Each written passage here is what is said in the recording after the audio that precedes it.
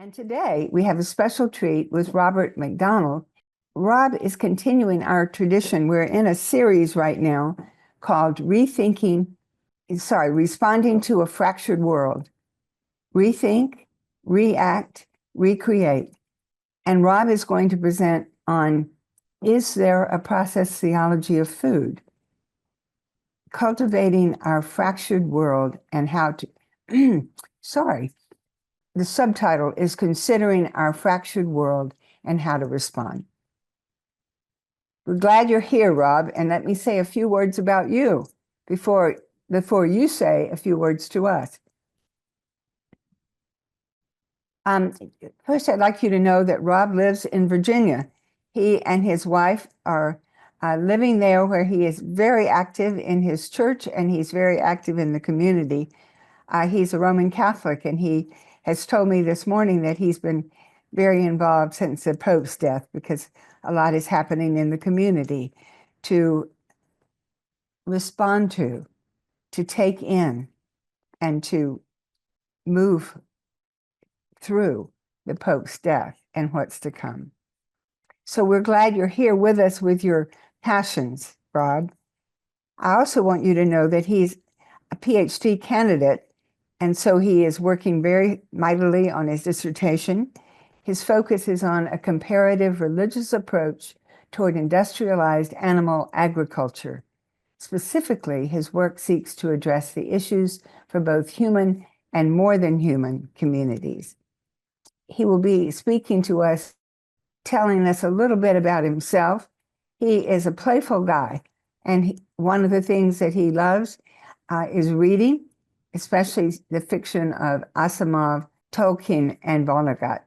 And he also loves to watch Father Brown, which you see on your screen. But I'm lifting it up because one of the people who read the screen in advance said, "Oh, I love Father Brown. I want to hear this guy."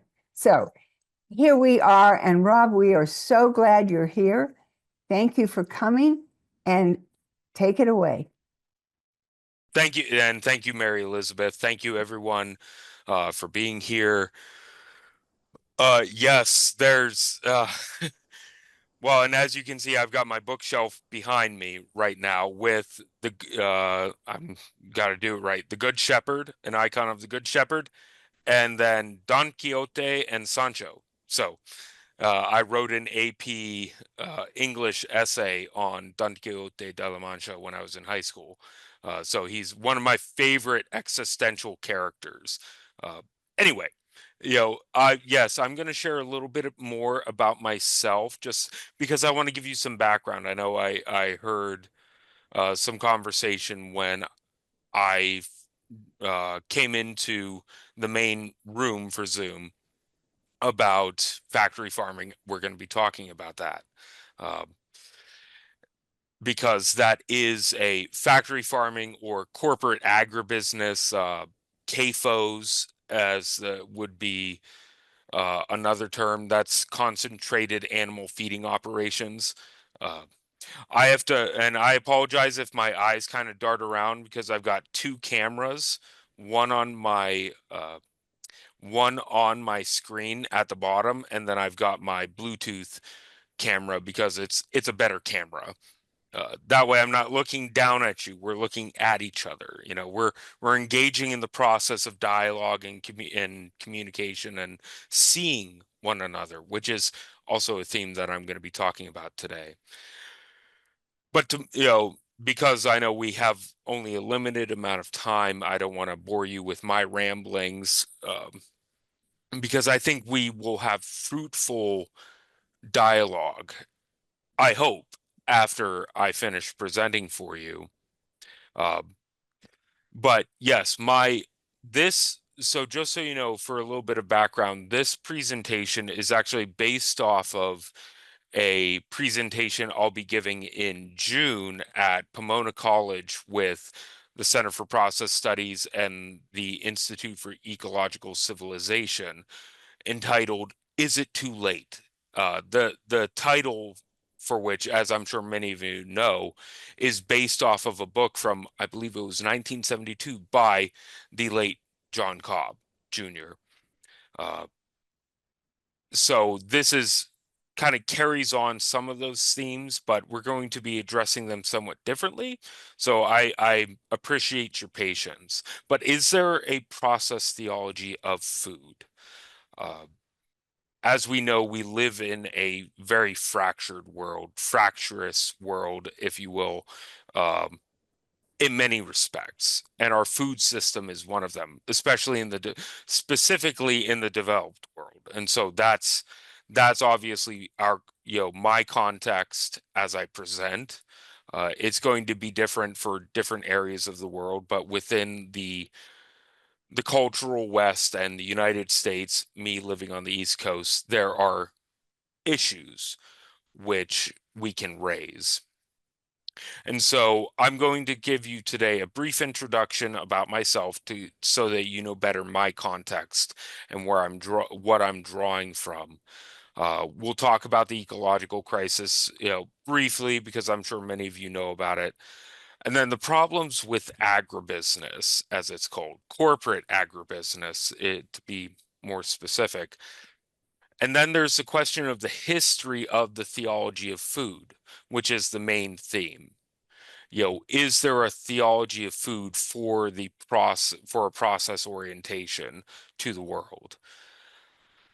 And that's where I'm going to dive into some musings, if you will, because that's something I'm still developing from my own context, as someone who began in process studies at CST at Claremont as a doctoral student, excuse me.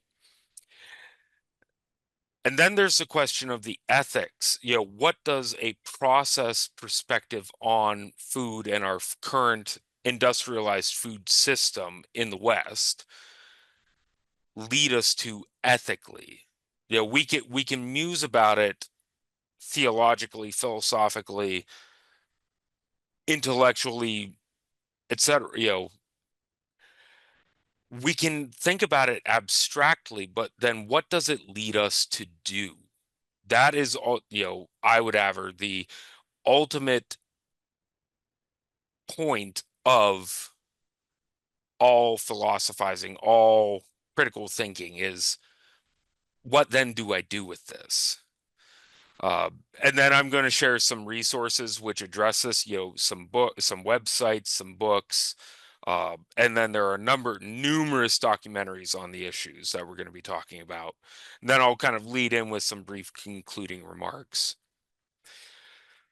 But like I said, to give you some background, so I have a bachelor's in philosophy from Gannon University in Erie, Pennsylvania. I also pursued my master's in public administration, where I worked with a U.S. senator from my home state on ecological issues for a year. I then pursued graduate studies in philosophy at Gonzaga University up in Spokane before I then transitioned into my PhD studies at Claremont, where I started in process studies. I worked for the Center for Process Studies, working on the critical editions of Whitehead's lectures for a year. I eventually transitioned into comparative studies as comparative theology and philosophy back in 2020, because most of my coursework and my research was kind of leading me in that direction, but I've never lost sight of the process orientation. Religiously or irreligiously, if you will, as I would put it, I am Roman Catholic. I was raised Roman Catholic. I actually studied to be a Catholic priest for 2 years. Uh, I considered becoming a Jesuit like our late Holy Father, Pope Francis. It's like The Godfather. I kept moving away and then they kept roping me back in. 3 times I almost became a Jesuit. But I also consider myself something of a religious naturalist because the natural world has always had for me, there's been a sacred affinity with the natural world, and I'll get to why that's the case. Uh, I also take what Catherine Cornell, excuse me, calls a meta-comparative approach to studying other religions, wisdom traditions, life ways, etc., because I always remain rooted in my own tradition. I'm a practicing Roman Catholic. I go to daily mass. I missed this morning because I was finishing up prepping for today for this. Uh, but I'm actively engaged in my parish, attend daily mass regularly. But I try not to lose sight of what other traditions have to teach us. A number of years ago, I presented on what Jainism can teach the Catholic tradition about ahimsa. We'll get to that in a little bit. Uh, but, just absolute nonviolence is something that I believe my tradition can learn. So, to conclude my introduction of myself, like I said, I'm Roman Catholic, so I'm one of 9 kids. I'm McDonald. I'm Irish Catholic. But I also grew up, and this is why the theme of food is so prominent for me, is because I grew up on a farm in farmland. We raised pigs and chickens. I've slaughtered animals. I grew up hunting and fishing. I hated fishing. It was so boring. I'd rather read a book. Uh, Sometimes hunting was boring too. It's like, where are the animals? Where are the deer? Where are the turkeys? When I was a kid, I grew up doing that.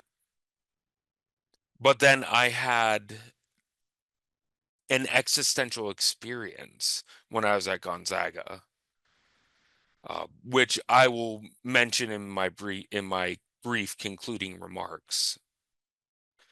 And as I said, I'm a former seminarian, almost became a Jesuit. And my wife and I actually attend the Jesuit parish here in Richmond, Virginia. But what first inspired me to really begin considering the ecological crisis we find ourselves in, there are, uh, thank you, Rolla. It, there are actually several things. Yeah, it was a cumulative set of experiences that led me to really begin considering this. I wrote on vegetarianism when I took a graduate course on Christian ethics when I was doing my first graduate program. And I wrote on vegetarianism and Thanksgiving, and what are the moral imperatives for the various members of that community in the particular case study presented by uh, Patrick O'Connell from Gonzaga in one of his books. But it culminated in reading Laudato Si and taking a course with the process philosopher Brian G. Henning at Gonzaga. And he had me read a book called Our Next of Kin, or Next of Kin by Roger Fouts, who's a professor at I think it was Central Washington University, who worked with chimpanzees. It really got me thinking about the ecological crisis and our connection to our fellow creatures. That's a term I prefer to use versus animals, because I take the approach that we're animals. We are, as humans, we're animals. I was trained in the Western philosophical tradition, especially Aristotelianism. We are the thinking animal, as Aristotle would put it. Um, but I would move beyond Aristotle in that respect. We're not the only thinking animal. What's more, because I'm Catholic, I'm not just an animal, I'm a creature. I'm that which has been begotten by a creator. Uh, and so I'm part of this world, which leads me to consider the ecological crisis that we find ourselves in. It's not just about us, it's about the creatures we share this world with, and it's about our world. And so, as many of you, I'm sure, know, the ecological crisis is, I would say, one way to phrase it is polyvalent, multivalent. There's so many components to the ecological crisis. It's not just about so-called global warming, to use the more classical, if you will, classical term from a few decades ago, but it's about full-on ecological changes, not just the warming of the atmosphere and increased climatic events. It's also about water. It is about water, land, air, human communities, not more than human communities. For water, for example, we see the loss of glacial structure and volume. The mass of glaciers is shrinking in the north and the south. We've seen massive chunks of Antarctic glaciers breaking off from the continent, which leads to rising ocean levels. And depending on where you're at, that can seem not particularly aggressive. But for places like, for example, in the United States, New Orleans, or Denmark, where they have levees and dikes and so forth to keep the water back, rising ocean levels is problematic. And that's not to mention what is happening to our brothers and sisters in Oceania and various island nations who are losing land at such a rapid rate that they're having to, yes, exactly. And and in Kenya, yep, I'm going to get to that. Thank you. Yeah, it's leading to the destruction of nations and peoples who are losing the land that they held sacred. We're also looking at polluted water, and we're going to get to this when we talk about CAFOs, when I talk about CAFOs and uh, industrial animal agriculture, because it's not just CAFOs, it's also industrialized fishing and farmed fishing and so on. We'll get to that. And like I said, and that also leads to loss of land, polluted land in, for example, like I said, my context is the United States. Destruction and loss of land in the heart of the United States of America, let alone anywhere else. Look at the Amazon and what's being done to the Amazon. Where we're seeing swaths of the rainforest, the lungs of our world, as they say, being cut down for industrialized animal agriculture. And finally, the air. We're seeing the pollution of the air. And what are the biggest culprits for that? CO2, CH4, and N2O.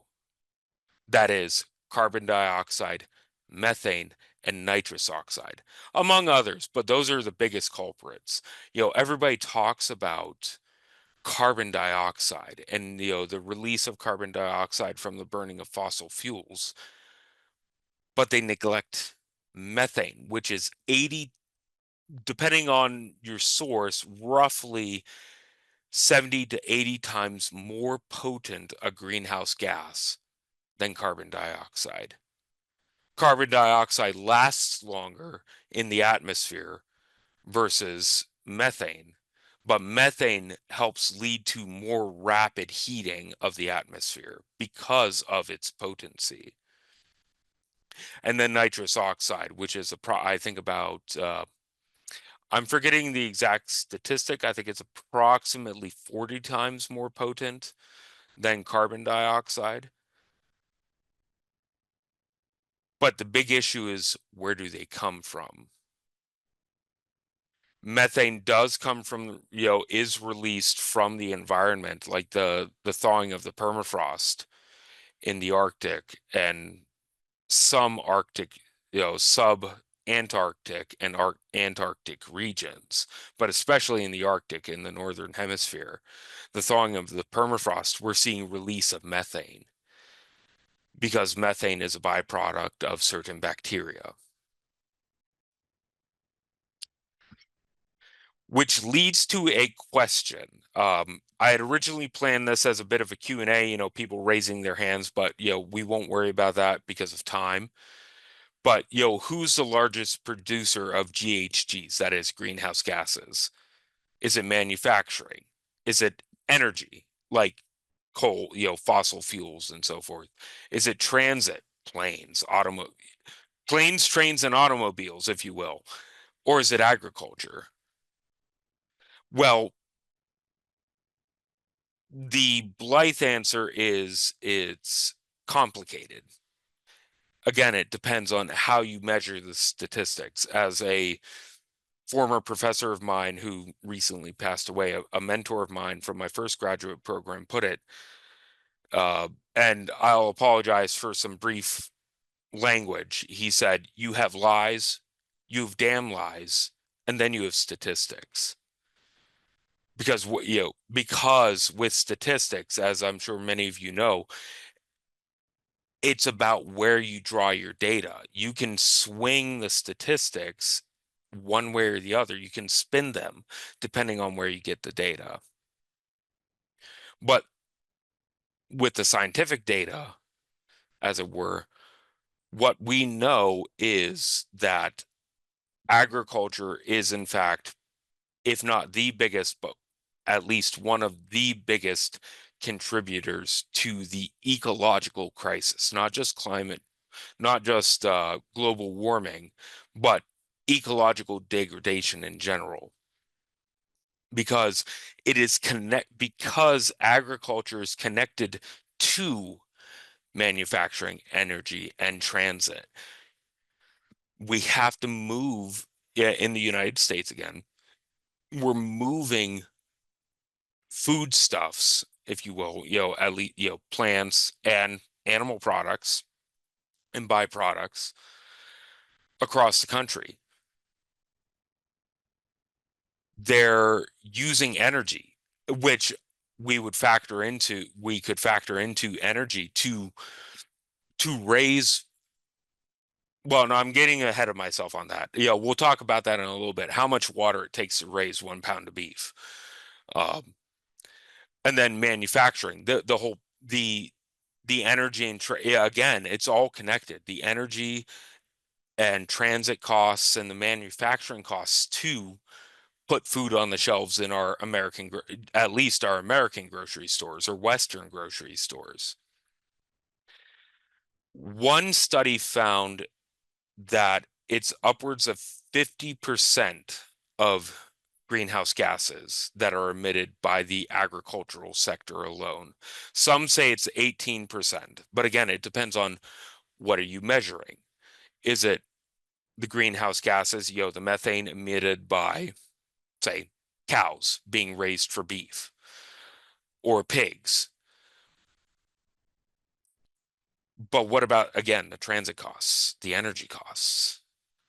And that doesn't even touch upon, as I said, the ecological damage that our current industrialized modern food system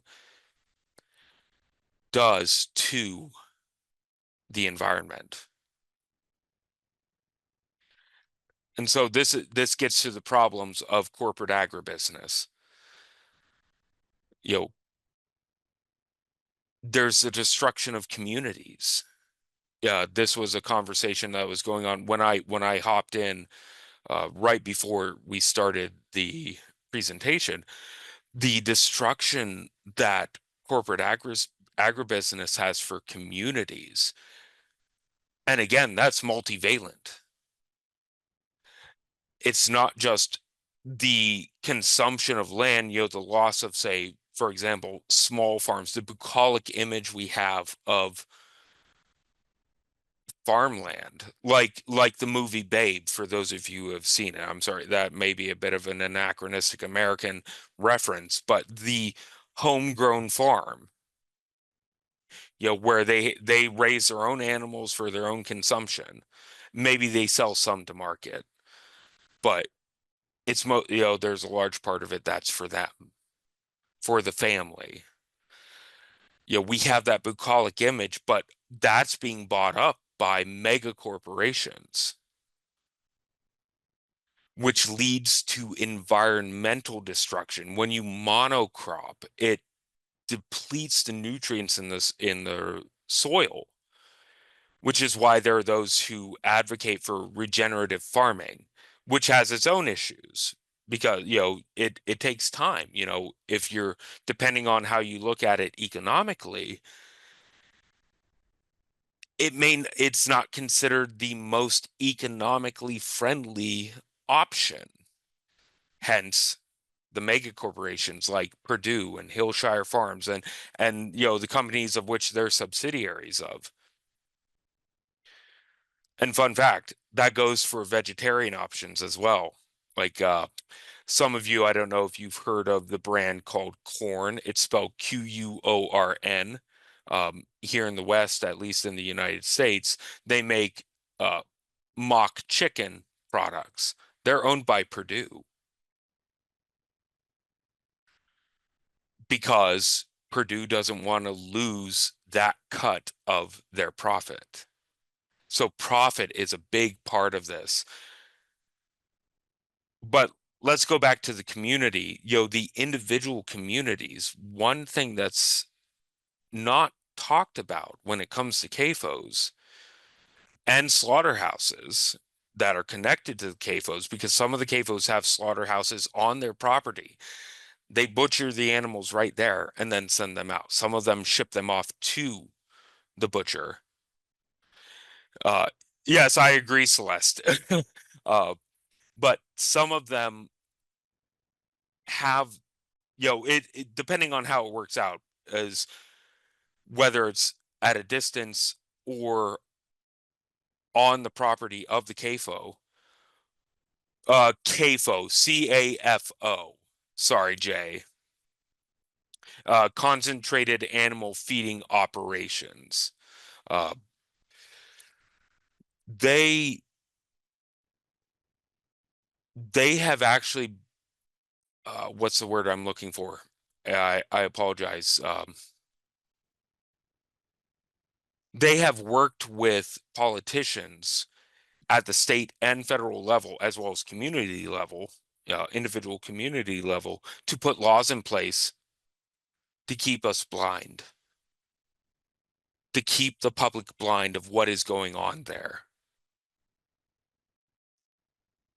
Montana, for example, in the United States is, I think, one of the states that has among the oldest laws protecting concentrated animal feeding operations from the public eye.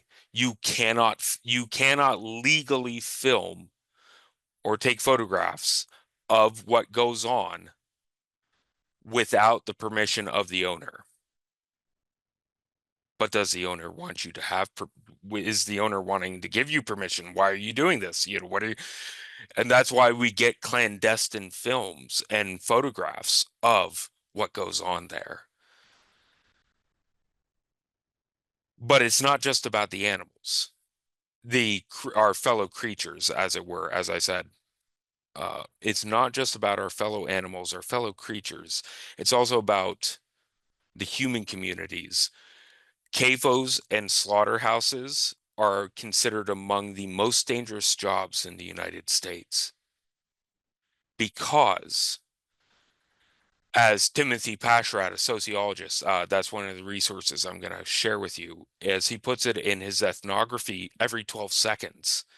He worked at a slaughterhouse in, I believe it was Wyoming in the United States. He spent 2 years working his way up the corporate food chain, if you will, pun intended, to witness what happened there.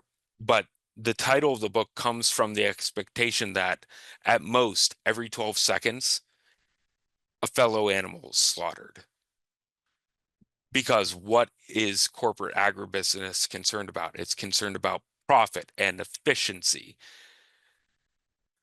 The greatest profit at the least cost. And that least cost includes human lives. Many of the workers at these CAFOs and slaughterhouses are non-white individuals. Many of them in the United States come from Central and South America. Some of them are undocumented. And so they're considered expendable, just like our fellow animals who are slaughtered. And what's interesting is the term that's used to describe our fellow animals. Protein units. They're not called cows. They're not called pigs or chickens or this or that. They're protein units. They are a commodity. Moving on, this also leads to environmental destruction.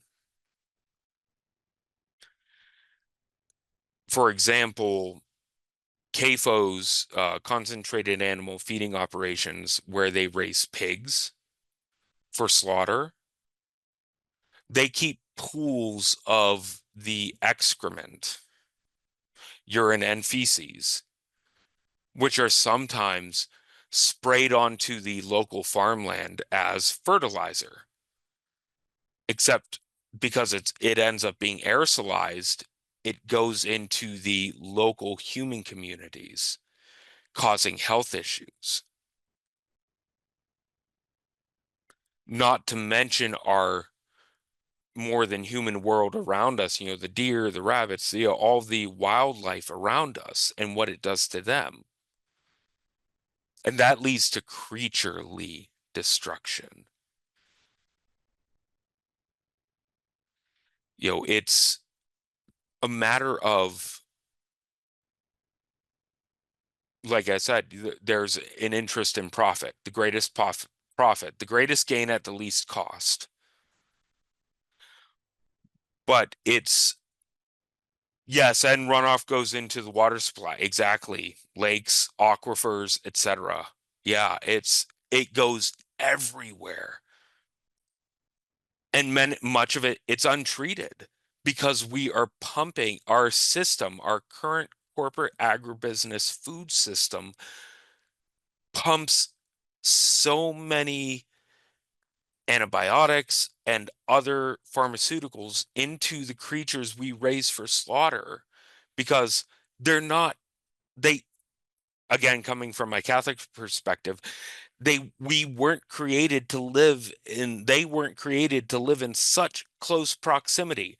The FDA, at least before the current administration, I'd have to look at the website now, but the FDA had definitions for what constituted a CAFO, and whether was it a small CAFO, a medium CAFO, or a large CAFO.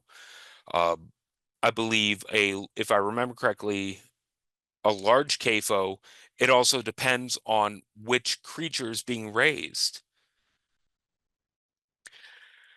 Is it, are they pigs? Are they cows? Are they chickens? And chickens, you can have 70,000 chickens crammed into these metal buildings with barely enough filtration of the air. They have big fans blowing to get the ammonia out because of how much ammonia is produced. Is aerosolized from chicken excrement. As I said, I grew up raising chickens. I remember walking into the chicken coop to muck it out and how it smelled. That smell. It burns your nostrils. The workers on these CAFOs have to wear face masks. I mean, industrial face masks. Not even just I think the N9s, I believe it is, that they were advertising during the pandemic back in 2020 and 2021. I mean, you're looking at, Darth Vader-esque, to use a pop culture reference, Darth Vader-esque face masks just so they could breathe. full-on respirators. And they're going through and picking up the chickens that have asphyxiated due to the ammonia or due to the violence committed by other chickens due to the confines. That's why, for example, laying hens, they debeak them specifically because they, your average CAFO, not the certified humane, which is also itself not, which is run by a nonprofit whose name I'm blanking on right now. I apologize. But there's a stamp you can look at in the United States that says certified humane, where they get more than 1 cubic foot of space to live in. But it's not much better. They debeak without anesthetics. They debeak chickens so they don't attack one another, or that if they do attack, they won't harm the protein units, the means of production. They're considered machines. We don't want the one machine, the means of production, destroying the other means of production, because that causes us to lose profit. Same thing with pigs. Tail docking.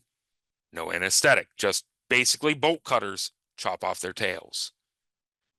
Because pigs, when kept in confined spaces for too long, they get anxious, they get depressed, they get aggressive as a response, and will bite each other's tails. And they may attack each other in other ways. So our food system destroys, all this is to say, our food system in the West, to be specific, is destructive of communities, human and more than human. It destroys the environment. It pollutes the air, the water, the land. And it demeans, I would say, not just destroys, but demeans the dignity of our fellow creatures, which leads to a question, which does lead in the West to a question of why this animal and not that animal? Why pigs and not dogs? Because actually pigs, scientific studies have shown that pigs can play video games, simple video games like Pong. Pigs are smarter than most breeds of dog. So why do we eat pigs and not dogs? If you eat meat. Ravens can solve puzzles that human toddlers can't. Yeah, and other corvids, not just ravens, but other corvids.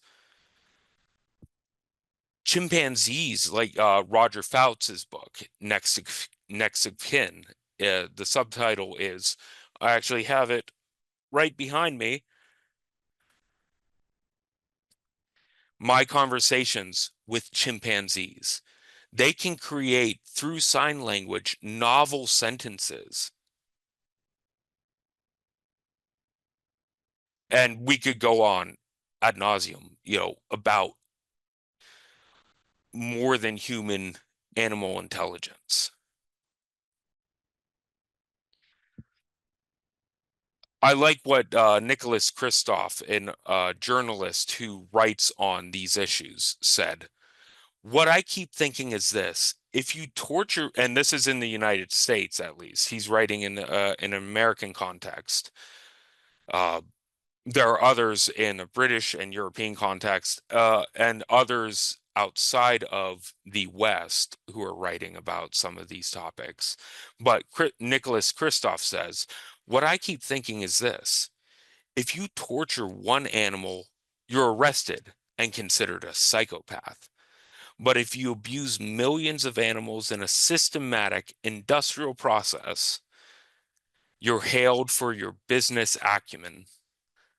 That's the uncomfortable contradiction at the heart of modern dining.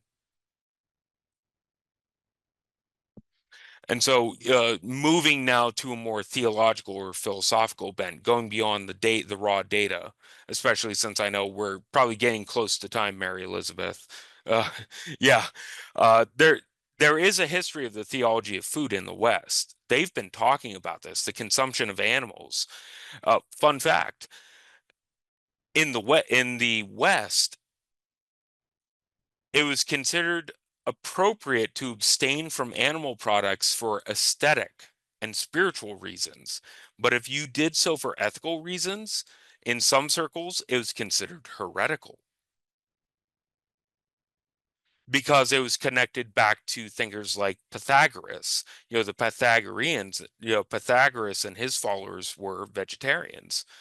Some of the Stoics were in the West. And these debates continued, and there were laws put into place. In, again, like I said, speaking from a Christian tradition in the West, there were laws put into place, regulations by the church. But outside of the West, there are other regulations. So my own research, I work with Jain and Shinto traditions. In Shinto, it's interesting. There are very similarities between the Shinto tradition historically and, say, the Judaic and Islamic food laws. Blood is considered a source of life. You are unclean if you come into connection with blood. In Shinto, that's the case. In some sects of it, at least. Let's be, just to be clear, coming into connection with blood or the dead and death is considered unclean.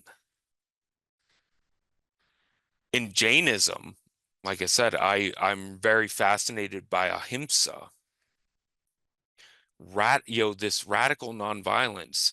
Even thinking ill of another is considered an act of violence, and so you incur karma.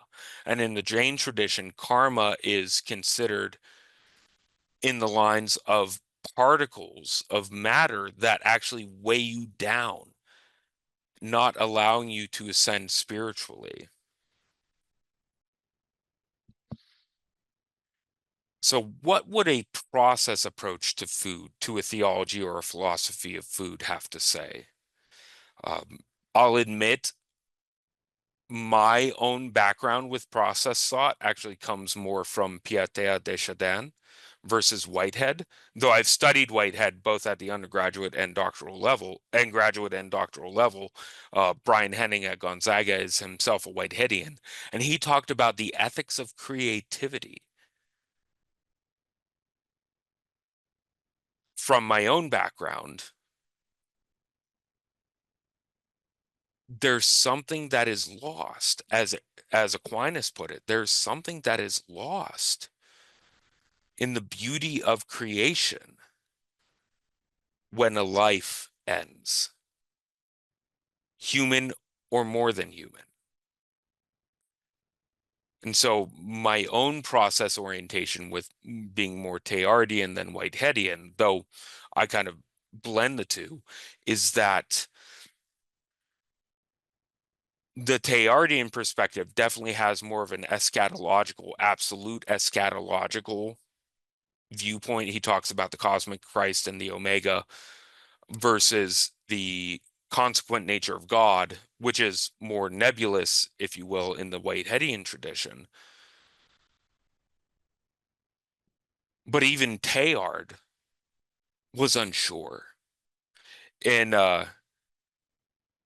Je me sais quoi, how I believe, he talks about this in the final chapter, his own doubts. He's like, I don't I don't even know if I really believe this, but he chooses to. He ultimately concludes by saying, I choose to believe this because I can't believe in a world without hope. And that, I think, that is a very process orientation, I believe, is that we hope for a world and work for a world of creaturely kinship, that we recognize our kinship with our fellow creatures and do as best we can. And this gets to the ethical point. We do the best we can to limit the destruction of their lives and their communities and their environments, just as we would for our own human communities. And so, how do we do that? Well, it's complicated. How do we move beyond our current food system when, say, for like I said, certain brands of vegetarian protein meat substitutes, if that's your bent, they are owned by some of these corporations that raise animals for slaughter. How do we escape from it? That's the hard question I'm still trying to figure out. Uh, on a personal level, I I and my wife struggle with going vegan. My wife has said she loves eggs and chickens, and we've talked about getting chickens when we eventually get home when I get a real job and I'm done with my doctoral studies. Uh, it's it's hard. It's like the hard question of consciousness. There's a hard ethical question when it comes to how do we sustain ourselves metabolically, biologically, without destroying the lives of other creatures. And that's where, in my own doctoral work, I argue that the church should support a minimally plant-based diet, if not vegetarian or vegan, based on what we can learn from my tradition, but also from other traditions and what it teaches us.